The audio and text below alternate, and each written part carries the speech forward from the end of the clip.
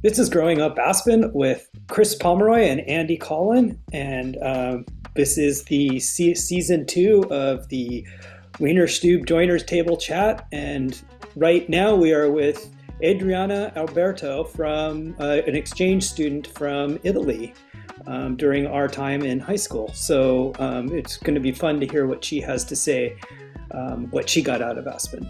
So I hope you enjoy. I just feel like it's interesting because right now our world, all over, community is becoming kind of an issue. It feels like people are sort of splitting in these groups rather than becoming, a life source thing. And I'm wondering, Right. In Aspen, it's still connected. There's still a family there, There's a different culture on top of it, but the culture we lived there with is still sort of there. It's just sort of underneath the surface. But what's that like in Italy right now? I think that things have changed, but not as fast as they have changed in the States. Yeah. I mean, things change. I mean, we've always looked up at the United States, and we would always get to the point you were at 10 years before. That was pretty much the gap that there was between us and you, which has probably gotten shortened in 10 years. We still have family, a lot of family. We've opened up our minds. We Right. used to be very close-minded. Okay, there was the North and the South. The rich and the poor, Right. the immigrants and the non-immigrants, Yeah. which is also something that you can relate to, but it's kind of different because it was much closer. It was Right. all inside of Italy, okay? People coming from the south to work in the north. People coming from the east to work in the west because the west was producing cars. Right. People who were rich, and who had apartments, rented apartments to the poor, but we don't want certain kinds of poor because we don't like that kind of poor. We prefer another kind of poor. Right. Okay, so it opened up our mind. Right. That it did. Also because Europe got a lot of immigration from the outside. We stopped being immigrants and we became receiver of immigrants. Right. Which of course has its problems, but you get to see different people and you get to see, different, to open up your mind. To me, Other that culture. opens up my mind. Yeah. Okay, you see other cultures and your mind gets opened up. It doesn't always happen like that with other people. Right. Of course. And without getting too much into politics, the world is turning right, and which is not good, of course. I like staying in the middle. So that's a bad thing. That's Right. a bad thing that's happening here now and in Europe. Yeah. Well, it's interesting because it feels like so much happened in Europe and all that stuff. So history is always fresh in your mind. It happened there, no matter what, whether it was in France or Germany or you're there, and so you remember it. Whereas with America, it's always been out of the way. So when people come back, it's almost like they went off to some fairy tale land and then they came back to this, and so there's not a honest acceptance of that stuff, and so I feel like that's part of the difference in our culture as well too. Is a lack of you're experience. Right. Yeah, you have a different perspective, okay? You're a country in which many people immigrated to, but then again, you're there and you're kind of close there. Yeah. And when you travel here, then you see things in a certain way, but then you go back and you keep living your lives that you've always lived over there. Right.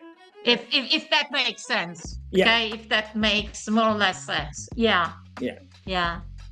But people forget things, even here, like what happened during the war, what happened during the 2 world wars. It's something that's very ingrained in us, and things that I know, even if I didn't live through that.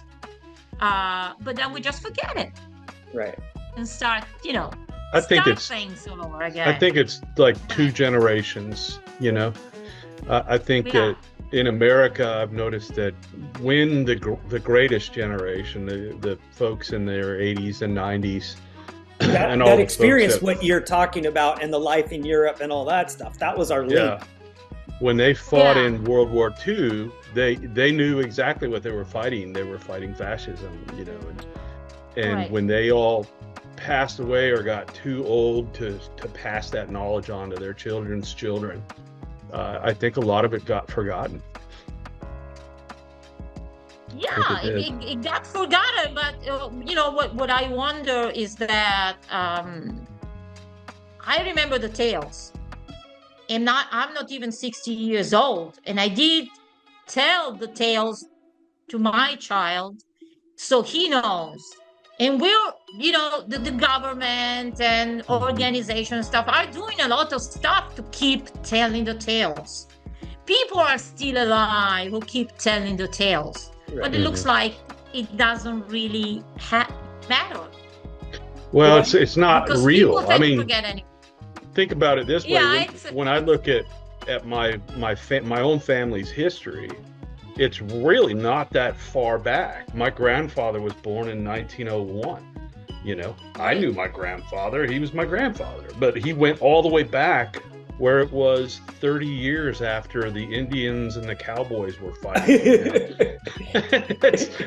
His dad and his grandma and all them went through that, and it seems like ancient history, but it's really not that far. No, you're right. Absolutely. 1950 was, we think of 1950 in America almost in a television type of Happy Days kind of thing. In reality, I mean, it was not that far, not that long ago. My parents were children in the they were in college. It's funny, but that's like the big difference, although Aspen is a little different because it is based on an older town. I mean, there was a mining thing before, and when that faded out, then it became a ski town. So there was some history there, but I just remember going at 16 on a bike trip to France for 2 weeks, and man, I would go to a chateau, and you're talking Camelot days. There is absolutely nothing here that's Camelot. No. And I was like, oh my God. I mean, we have square nails. That's old. But Camelot days, wow. And so history is one of those things that's constantly in your face there, no matter what. Even if you just go out, drive down the street. Whereas, and I felt like in regards to Aspen, and to bring this back to Aspen, the key people, investors that invested in it, the Pepke's and other folks, one of the big things they wanted to try to do with Aspen, because it was sort of broken down mining town, was to revamp it and to make it a place where people from around the world could come together, sort of like a little hideaway up in the mountains where people could really talk about issues around the world and concerning the world. The Ideas Fest, the Design Conference, all these things were meant to spark that kind of thing. Well, the Aspen Institute, the Aspen Institute, and the Aspen Center for the Physics. Same thing. Those are all set up to sort of bring people around, and they sort of do that now. But before it was very community. It was big people around the world. People came from around the world to be part of this. But then it also brought in the locals. They wanted that local small town people input in there. This big mix, whereas now I feel like Aspen isn't mixing it up. It's like $5,000 to do this. It's and it's like, who's got that? Unless you own Target or Sears. Well, Sears is dead, but well, that's what Melissa Jeffy tells me. They moved to Boulder in the mid 90s. And now she lives in Denver, and she tells me that she's done with Aspen and she doesn't want to go up to Aspen anymore because Aspen has changed so much that she doesn't like it anymore. My family moved to Boulder. Boulder is where my family went to. My dad has mentioned that he would not go back at all if he had a chance. So right. It's just changed so much, It's so pretty. It did though. change a lot. It is pretty. It is pretty, and I see it once every 10 years. So I still have the ideal of Aspen in my mind. Okay, I go there and look at it, and I think you got lucky. I think you got lucky because the time you came was the last door in. Right, so you actually really, the world time. we're talking about with all our friends, you actually got to be part of that, Where else in the world could you run into Jimmy Buffett, the Eagles, Fleetwood Mac, and Donald Trump in the same week? Or the Kennedys, or anybody else. It was just so weird. Everybody was there. It is weird. You're right. Yeah. Absolutely. Yeah. It felt like you got a little view of that part of the world, and you didn't have to be part of it. So at least, it's almost like you got a little earshot. You'd hear conversations just sitting at a dinner at a table, right next to you. Right. Yeah, that's right. Yeah. Thanks for listening. The authors of Growing Up Aspen would like to thank you, and would like to also thank the Aspen Times and the Aspen Daily News for giving us materials for our book, Growing Up Aspen, Adventures of the Unsupervised, which you can get at twistandturnpress.com and any local bookstore. Thanks.